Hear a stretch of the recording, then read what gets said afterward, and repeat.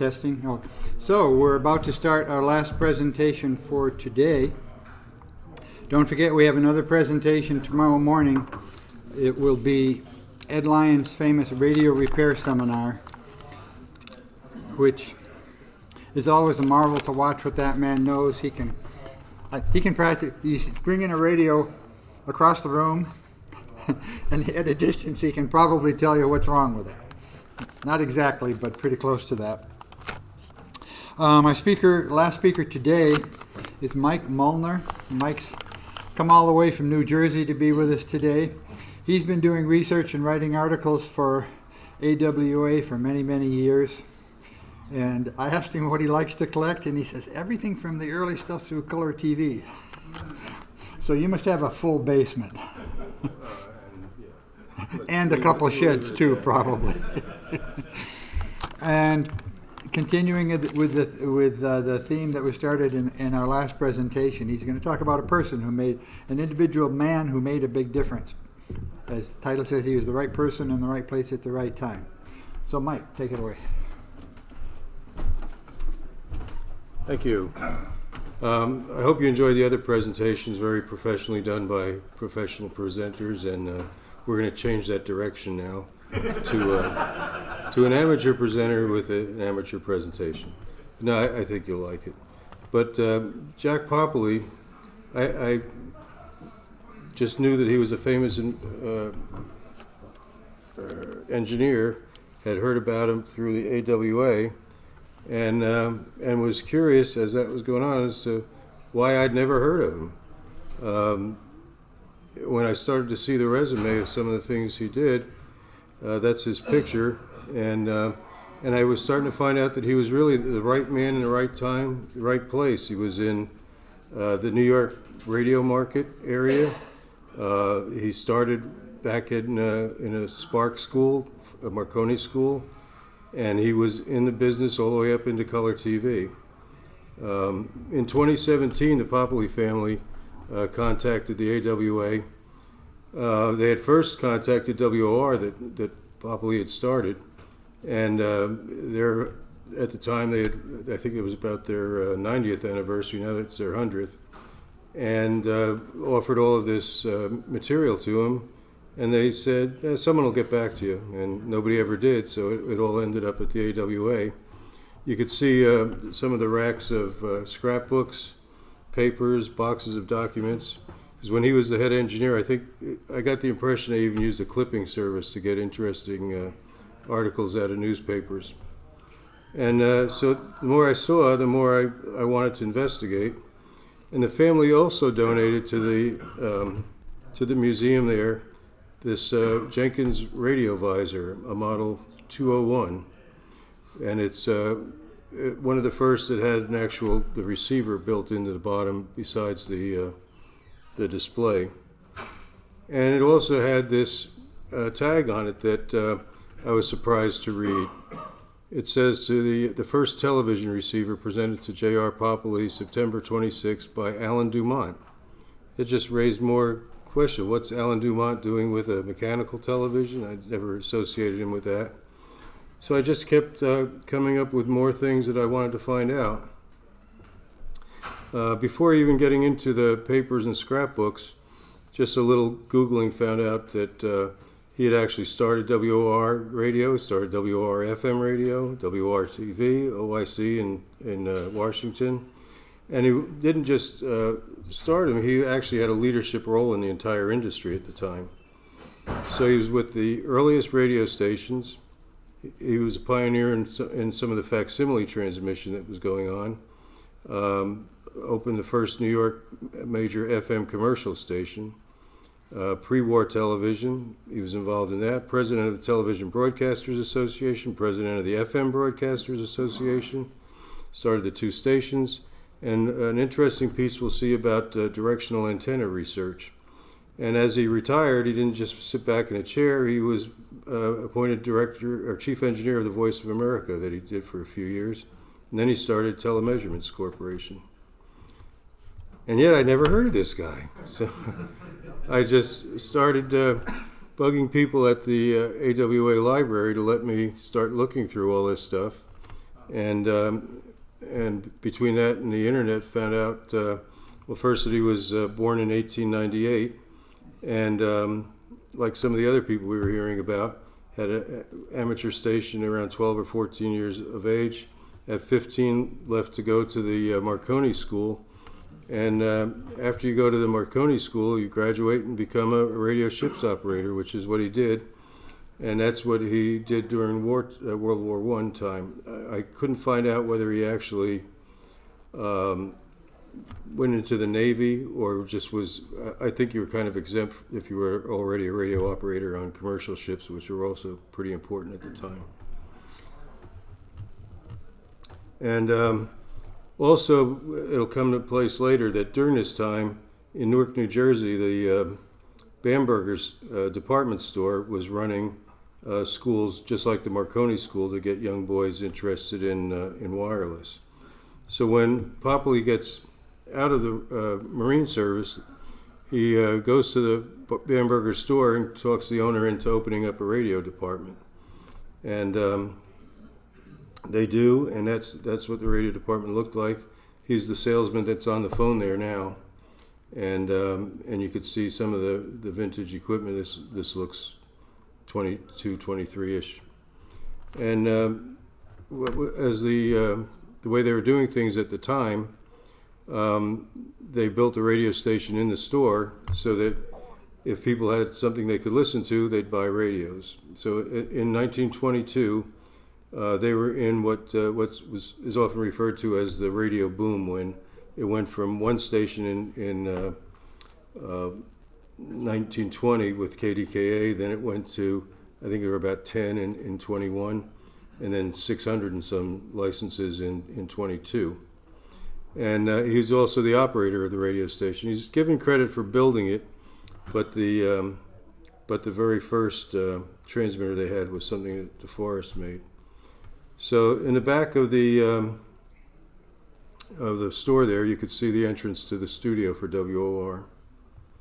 And so from that humble start, they were actually celebrating their 100th anniversary right now. And again, he was going with the idea of if you build the station, then people will come and listen and buy radios. And here you are, just standing practically at the counter, ready to buy a radio once you're impressed with the station back there. This is a picture of their first studio in 1922.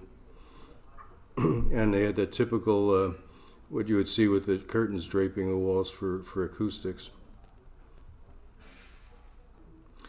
And this is the second transmitter that must have gone in almost immediately, because the picture's dated 1922. And I believe those are Western Electric transmitters.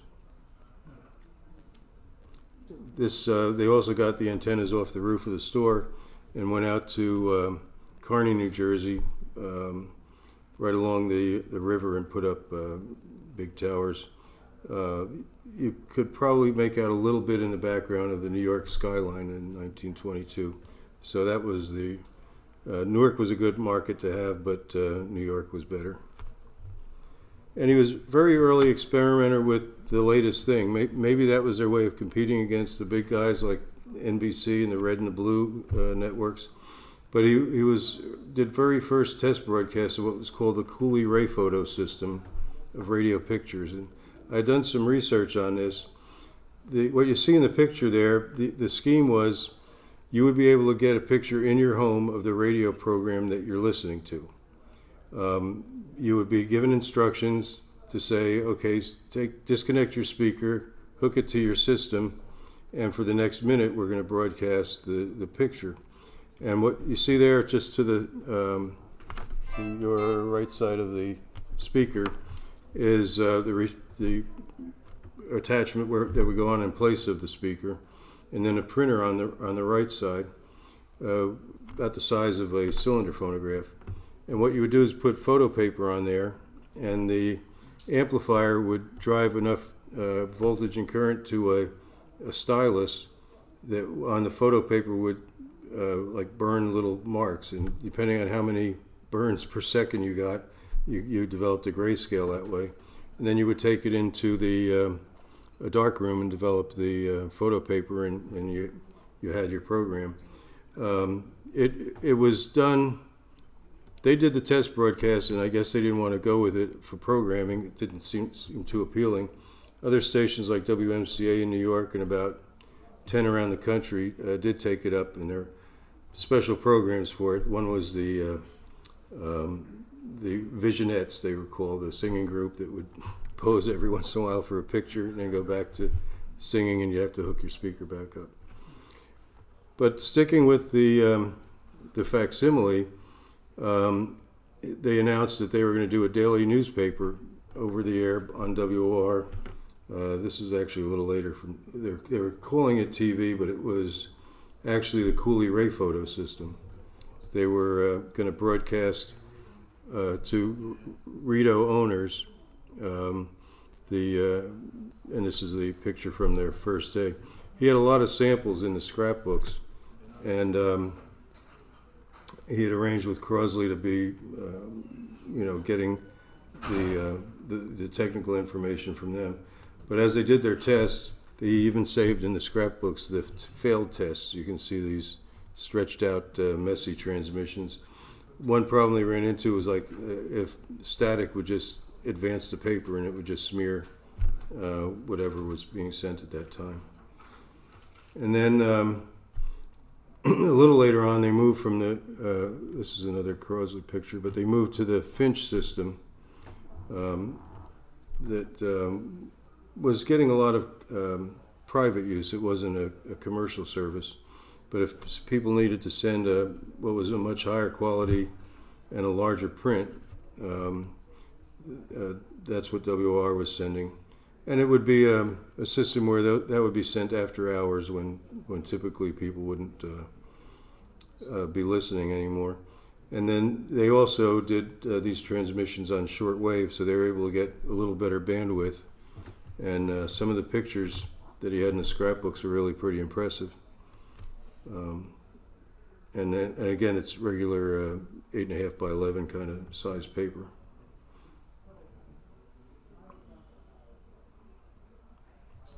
But one of the other things that I found interesting was, as chief engineer, he had this idea they were going to get an upgrade from a 5,000 watt to a 50,000 watt clear channel station. And he contracted with the people at Bell Labs to develop a directional antenna system. And by placing it geographically in Carteret, New Jersey, which is in a straight line between New York and Philadelphia, he was able to place the towers so that he would get, with his 50,000 watts, the equivalent of a much stronger station, beaming both to New York and to Philadelphia. And they got it going, and I don't know if I don't think that's still in use, but it was a landmark there. And at my house in Edison, that was what blasted through any crystal radio across the whole band, even if you didn't have an antenna on it. But we had a local station much closer, but they were like 1,000 watts, I think, or maybe even 600 at night or something. But the 50,000 watts from WOR made itself known. But by doing that, I hope he got a bonus that year, because the 50,000 watts had an effective power of 130,000 watts in those directions. And within 2 years, and the increase in listeners, it raised their ad revenue from 385,000 to 1.7 million. So it was making his career, making him a well-known person in the engineering biz. And he was an early proponent of FM broadcasting. He was often quoted in different articles like this one, saying it's on its way, but give it time. In a lot of these pictures that were from the scrapbook, the glues have eaten through, so that's why there's a lot of brown, orangey brown areas. In the scrapbook was also the original construction permit for the first FM commercial station in New York, December 7, 1939. So he was right in there with Armstrong, saying this is the way things should go. and in a printout of the first 10 stations that got on the air with REL transmitters. They're down the list there, W2XOR down the bottom. And they claim to be, now there was a fight in some other research I'd done about who the first FM station. And their claim is the first commercial FM station because they sold an ad for like $5 or something for watches. And so they claim that as a way to get ahead of, I think there are people in Nashville that said they were first. But if you're going to have that first broadcast, you might as well get the boss to run the controls. That's Armstrong at the controls and Poppele looking over it on the left side. And as part of his role with the FM Broadcasters Association, they published material to help stations get started if they wanted to add FM to their service. The scrapbooks also contained a number of mailings from Armstrong with some handwritten notes on them, where he was cautioning their licensees to make sure that the public knows that only the licensed receivers can truly get Armstrong FM the way he intended it to be. Because by this point there are also a lot of unlicensed sets being manufactured. RCA had come up with what they said wouldn't violate the patents, and certainly part of a big effort to keep Armstrong's system down. So this is everyone who had a license at the time, and they also sent out these booklets to the public, again warning who's a licensed manufacturer and who's not. And then when the war ended, the FM Broadcasters Association led the fight along with Armstrong to stop the switch from 40 to 45 up to the 88 to 108 that we see now, knowing that the numbers of people, including WOR listeners, had bought radios that were on the old band that would have to be discarded, that hopefully they were AM FM sets so you at least get something on them, but they weren't going to get the new FM band.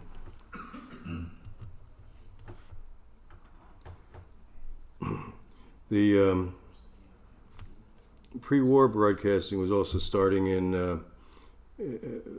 New York City area, and RCA and this letter's from National Broadcasting Company were keeping Poppele up to speed on what was going on, because they certainly had hopes that they would become TV broadcasters, as they were already huge radio broadcasters. And he had clippings of the early television production that was already starting, and this one of all the TV stations that were on the air in 1949. It was published right on a map as television was catching on nationally.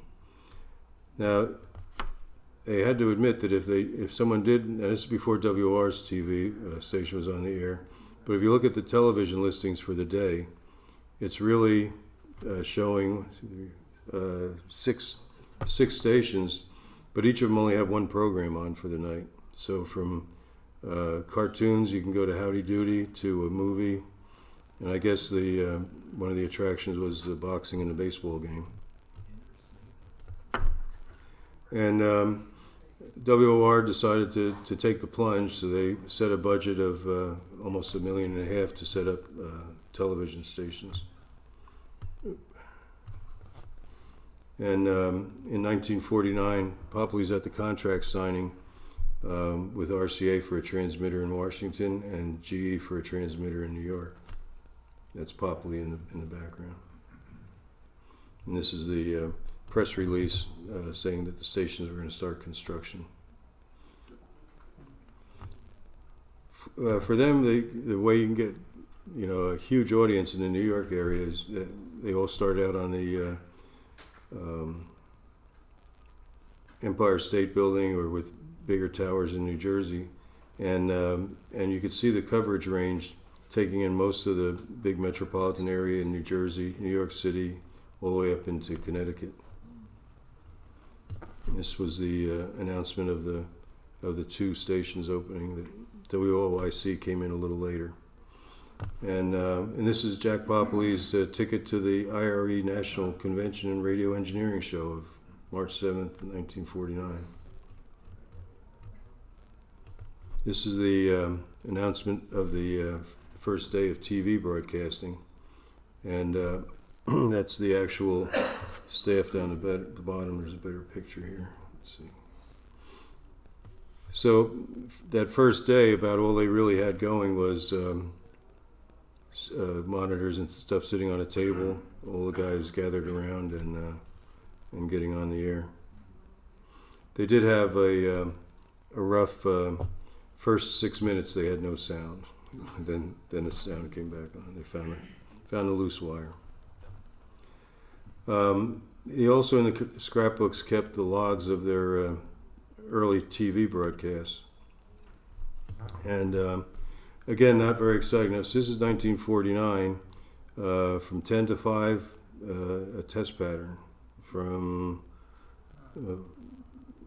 operational training the next day, another test pattern day, some programming from Columbia University, and I guess the highlight of the week was a baseball game on Saturday. But as their work got a little more sophisticated, they got the deal to do the World Series in 1949. And there's another TV schedule. You can see it's fleshing out a little bit. And when WOR went on the air, there was a mailing from RCA to the people that had TVs with service contracts on them that they would be happy to send a technician to your house to adjust the antenna or the set to get this station. But they weren't going to do it for free. It was going to be a $9.75 house call. And as their TV establishment developed, this is one of the early studios and logos they had on TV. But no sooner was television broadcasting. This was still this letter's from June of 1945. The battle for color TV had begun, and since the industry knew that Poppele was on these board of FM broadcasters and TV broadcasters, that he would be one they'd try to woo to get either CBS color or RCA color approved. So he would get different mailings that were all saved in the scrapbooks, and this one saying designed and built by CBS engineers for operations in UHF, a high definition 10-inch tube. So he was invited to a demonstration.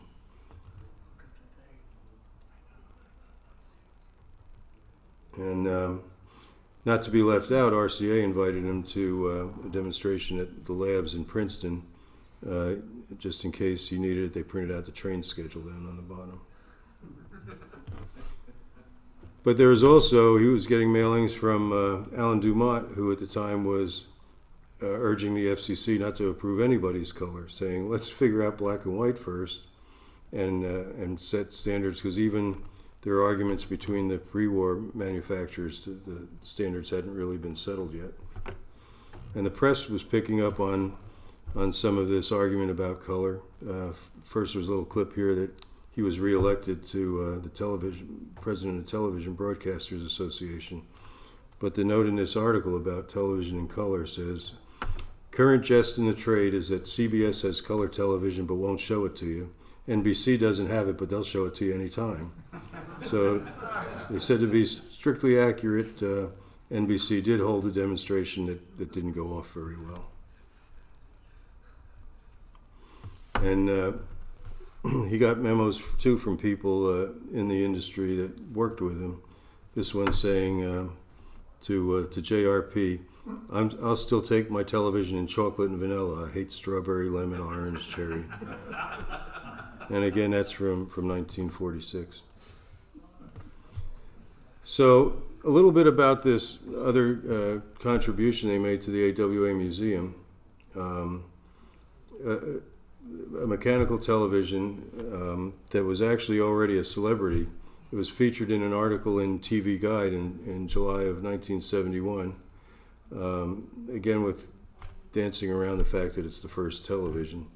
But Poppele and Fred Link, also an early TV engineer, were both pictured in the article talking about the television of the 1920s. And that's now what's at the AWA Museum. And the tag, certainly everybody who looked at it, I think Robert was with me, and we were saying, I don't know about this tag.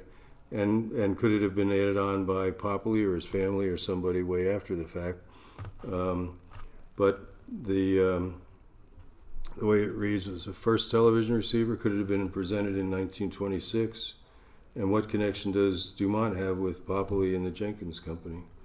So digging into that a little bit, it's certainly not the first television receiver. There were many mechanical sets. And the fact that this one has serial number 511 on it, even though they probably never made 511 of them, certainly kills the idea that it was the first television receiver. And from the best I could find out, that model was maybe 1928, but certainly no later than 1930. So it couldn't have been presented to him in 1926. But I did find out that at that time period, around 1930, Dumont was the chief engineer for the Jenkins Television Company. The Jenkins Company had split in two. There was the Washington branch, and then there was a New Jersey branch that had new investors, and their idea was going to be to actually get enough programming on the air that they could produce sets for sale, which didn't really work out. And that was where that set would have been made, not with Jenkins in Washington. And Jenkins at that time was ill and never went to the New Jersey operation. And eventually the New Jersey Jenkins went bankrupt, and then of all the people to save a bankrupt company, DeForest came along, who took it over and went bankrupt in a year or so after that. And then finally, just to finish the history, RCA bought the remnants of that bankruptcy just to get the patents that were being held. But I did find out, too, that of the two men, they were both young radio operators and at one point were shipmates for a while. And as president of the Television Broadcasters Association, Poppele was a proponent of many of the issues that were important to Dumont. And Poppele was president of the television broadcasters. Poppele's, at least as of a year or two ago, both Poppele's daughters are still alive. They're in their 90s. And I asked one of them if there was a personal connection with Dumont. And she answered that they were friendly, knew each other, would be at the same meetings together, but it wasn't like come over for hamburgers or something. They just had a professional relationship. And another thing that Poppele did that helped out Dumont in a big way was in the pre-war television period, Dumont was selling the TVs, but only had the manpower that he would send people to the station from the factory to work there on overtime once a week so that there was somebody broadcasting. And that was getting some really negative feedback from the people who were spending all this money for TVs. So Poppele had this idea that why don't you let my people staff the TV station a few days a week. They'll get some experience for when we're ready for TV. You'll have more time on the air, and hopefully everybody will be happy. And that's what they did. And that certainly, to me, seems like something that maybe Dumont went to some of those old TVs that were sitting in his garage and said, I'm going to give one of these to Jack for helping us out. I don't know. But the family had no recollection of the story of how he got it. His experiments also in the last years that he was with WOR included work in the New York area on master antenna systems for the big hotels and for big apartment buildings. So that would have been another thing that certainly would have helped Dumont out, because some of the smaller apartment buildings, you'd see that massive antennas all reflecting off each other, and this was part of an experimental master antenna system that Poppele worked on.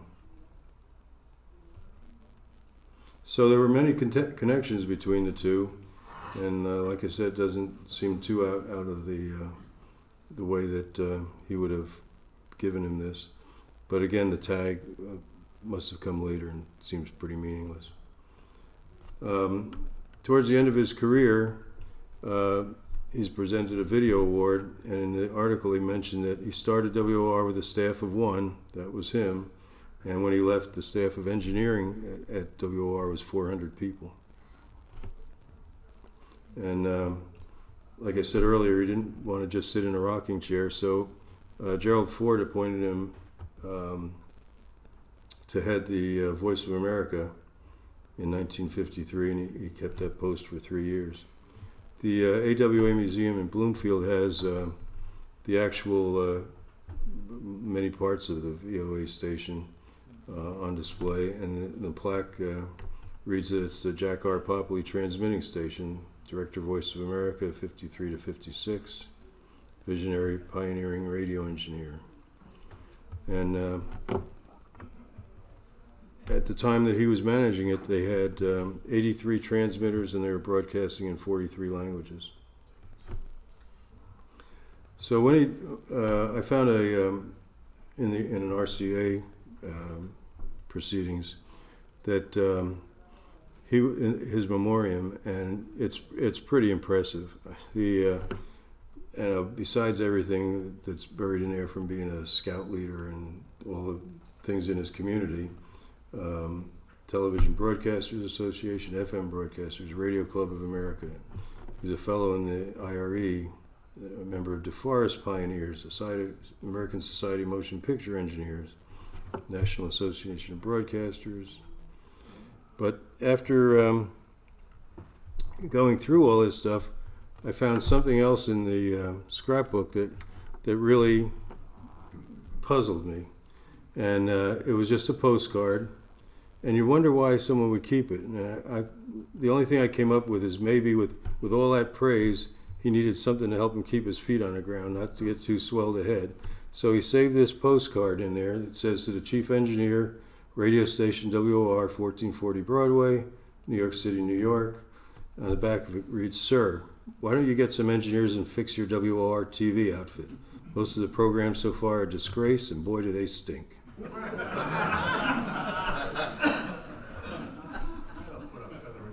And that's the way we'll end the presentation. But I don't think anything he did stinks. But just thanks. To think that someone's career spanned that period of time from being a spark operator on a ship to color TV is, I think most of us would trade for that in a minute. Well, thanks again. Any questions? Yeah, there was one point. I think it was the first FM broadcast for WOR was from 444, an address there. Was that the RCA labs headquarters? No, their first FM station, I think, was on Madison Avenue. It was a New York address, and then they upgraded their power pretty soon after that. Yep. Well, that's the first presentation I ever heard that ended with the word stink. Well, I'm not very professional. But no, that was a joke. But you said WOR, Jack Poppele's WOR was the first FM station in New York? Yeah, they commercial station, because Armstrong was broadcasting, but it was non-commercial. Okay. And there were other people that got their when they'd have the call sign with the X in it. It was an experimental station, so you couldn't charge for advertising. So they were the first to make the switch over to being WRFM, and then they could do commercial. When did Hogan's WQXR go FM? That was months later, wasn't it? Which one now? John B. L. Hogan's WQXR. Yeah, Sometime. he's never made a claim to being commercial before that, but he was an early experimenter. He had the experimental license early on.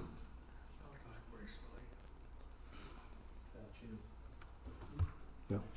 I sort of recall that WOR was one of the first stations to join the mutual network or radio network. Yeah, actually, I didn't find too much about that, but he was on the board of directors of the Mutual Network, founder of the Mutual Network, and president at one point. And then, so he was certainly involved in it, and that was a way to get shared programming to compete against the National Broadcasting Company.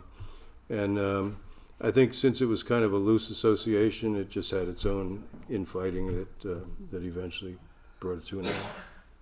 But yeah, he was definitely involved in that too. Okay, thanks.